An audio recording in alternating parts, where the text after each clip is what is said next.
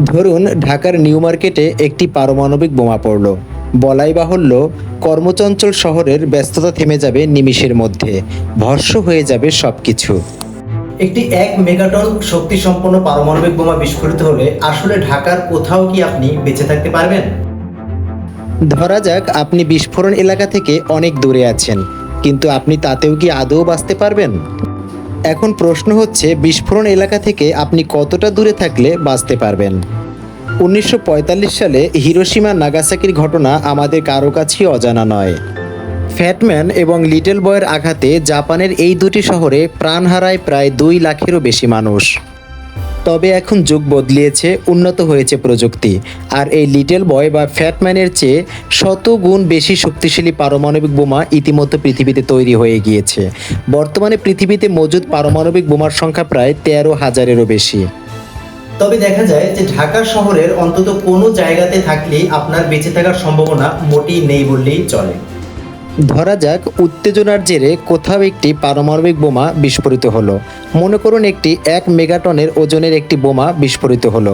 তাহলে আসলে কি ঘটতে পারে সেটাই একটু দেখে নেই। বিস্ফোরণের 1 সেকেন্ডের মধ্যে তৈরি হবে আগুনের বিশাল এক বলয়, যার ব্যাসার্ধ হবে প্রায় 2 থেকে 3 কিলোমিটার এবং এর তাপমাত্রা হবে সূর্যের চেয়েও বেশি। এই এলাকার মধ্যে যা কিছু থাকবে সব কিছু প্লাজমা অবস্থায় চলে যাবে।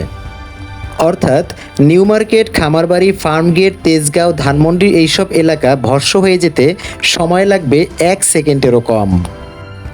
এ তো গেল প্রথম ধাপ। এরপরে দ্বিতীয় ধাপে তেজস্ক্রিয়তার বিশাল ঢেউ ছড়িয়ে পড়বে, যার ব্যাসার্ধ হবে প্রায় 13 থেকে 15 কিলোমিটারের বেশি।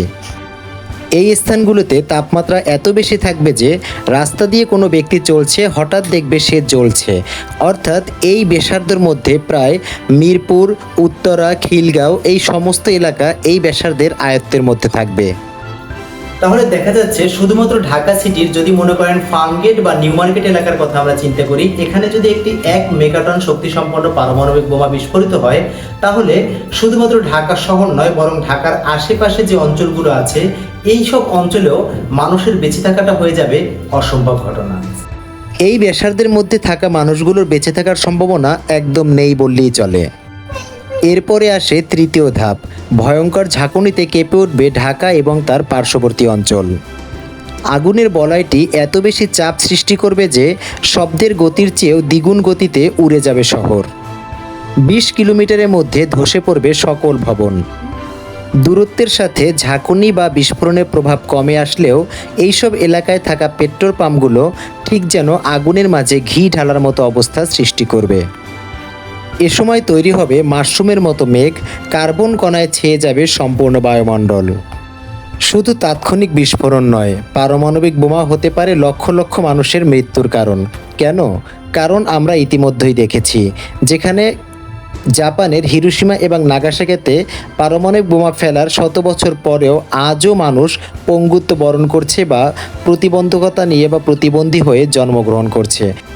এমনকি ঢাকার ফার্মগেট এলাকায় যদি একটি পারমাণবিক বোমা বিস্ফোরিত হয়, তার প্রভাব থাকবে প্রায় 80 কিলোমিটারের মতো জায়গা জুড়ে।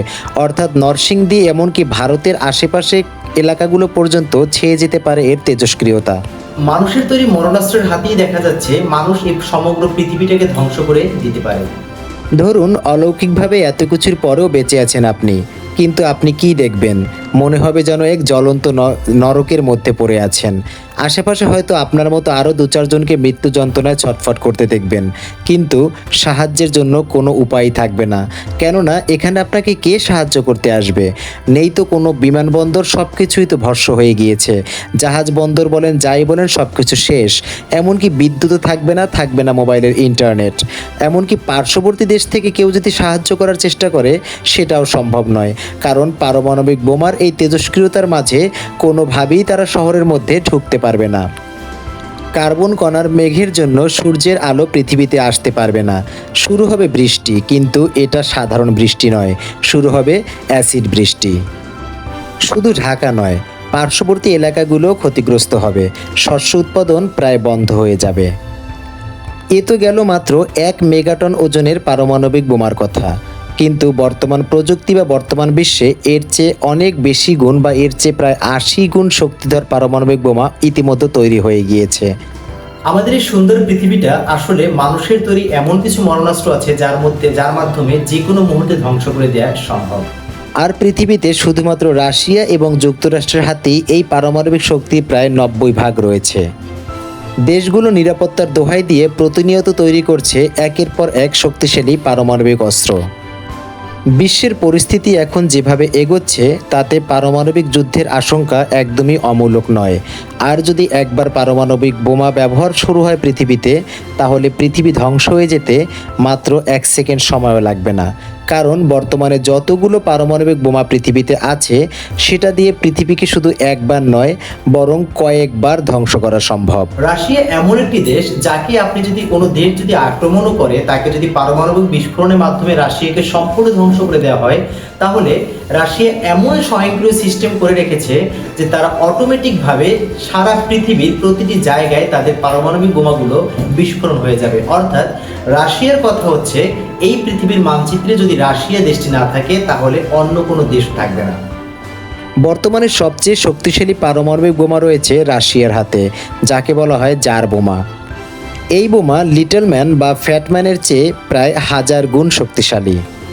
প্রথম যখন রাশিয়া এই বোমা তৈরি শুরু করে তখন তাদের লক্ষ্যমাত্রা ছিল ফ্যাটম্যানের চেয়ে 5000 গুণ শক্তিশালী করার, কিন্তু পরবর্তীতে দেখা গেল এই বোমা পৃথিবীর কোনো একটি স্থানে ফেলে আসার সময় ওই বিমানটি নিরাপদে পৌঁছাতে পারবে না, কারণ এই বোমার আঘাতে বিমানটিও ধ্বংস হয়ে যাবে। এজন্য তাদের লক্ষ্যমাত্রা কমাতে হয়। পরবর্তীতে তারা এই লক্ষ্যমাত্রা অর্ধেক নির্ধারণ করে। এটি এখন পর্যন্ত বিশ্বের সবচেয়ে ভয়ানক মারণাস্ত্র।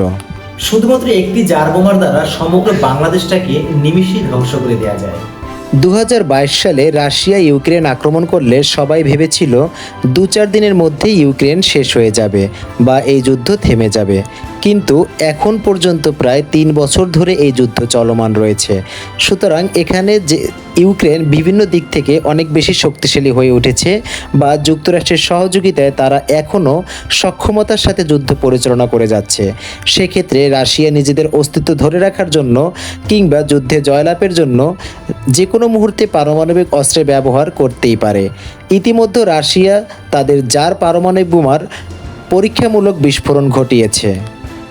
এমনকি ইতিমধ্যে রাশিয়া পারমাণবিক যুদ্ধের হুমকিও দিয়েছে। প্রকৃতপক্ষে জার বোম হলো মানুষের আবিষ্কৃত এখন পর্যন্ত আবিষ্কৃত সকল প্রকার বোমার চেয়ে 1000 গুণ শক্তিশালী পারমাণবিক বোমা। রাশিয়া তাদের জার বোমা তৈরি করার পর এর ওজন দাঁড়ায় প্রায় 27 মেট্রিক টন, যার দৈর্ঘ্য 8 মিটার এবং প্রস্থ হচ্ছে 2 মিটার। শুধুমাত্র বোমা তৈরি করেই ক্ষান্ত হয়নি তারা, বরঞ্চ এই বোমা ফেলার জন্য বিশেষ বিমানও তৈরি করে সোভিয়েত ইউনিয়ন। এমনকি এই বোমার পরীক্ষামূলক যখন বিস্ফোরণ ঘটানো হয় তখন এই বোমাটি ফেলার পর যাতে বিমানটি নিরাপদ দূরত্বে যেতে পারে সেজন্য বোমার সাথে প্যারাশুট বেঁধে বোমাটিকে বিস্ফোরণ করা হয়। পরীক্ষামূলক বিস্ফোরণের জন্য 1961 সালে বোমাটিকে উত্তর মহাসাগরের নোভুয়া জমলিয়া দ্বীপের উপরে আনা হয়।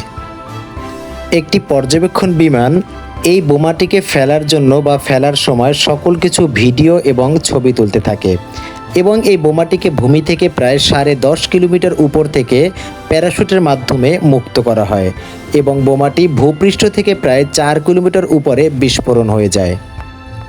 ততক্ষণে বহনকারী বিমান 39 কিলোমিটার এবং পর্যবেক্ষণ বিমানটি 54 কিলোমিটার দূরে সরে যেতে সক্ষম হয়।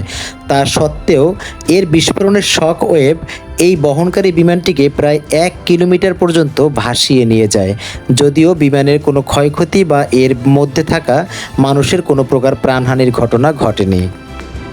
বিস্ফোরণের ফলে সৃষ্ট মাশরুম আকারের মেঘ প্রায় 100 কিলোমিটার বিস্তৃত হয়ে 64 কিলোমিটার উপরে উঠে যায়। এই বিস্ফোরণের ফলে সৃষ্ট আলোকরশ্মি প্রায় 1000 কিলোমিটার দূর থেকে দেখা যায়। এই জার বোমাটি ছিল পৃথিবীতে বিস্ফোরিত যত ধরনের বোমা আছে এ যাবৎকালে তার মধ্যে সবচেয়ে শক্তিশালী বোমা।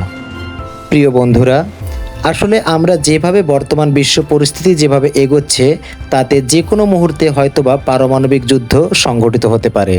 আর এই পারমাণবিক যুদ্ধ পৃথিবীর যে কোনো দেশে সংঘটিত হলেই সমগ্র পৃথিবীও ধ্বংস হয়ে যাওয়ার সম্ভাবনা মোটেই অবাঞ্ছিত নয়। বন্ধুরা, আমরা পরবর্তী ভিডিওতে আরো নতুন কিছু জিনিস নিয়ে, নতুন কোনো প্রযুক্তিগত বিষয় নিয়ে আপনাদের সামনে আবার হাজির হব। সেই পর্যন্ত সবাই ভালো থাকবেন এবং অবশ্যই আমাদের চ্যানেলটি সাবস্ক্রাইব করে আমাদের চ্যানেলের সাথেই থাকবেন। ধন্যবাদ সবাইকে।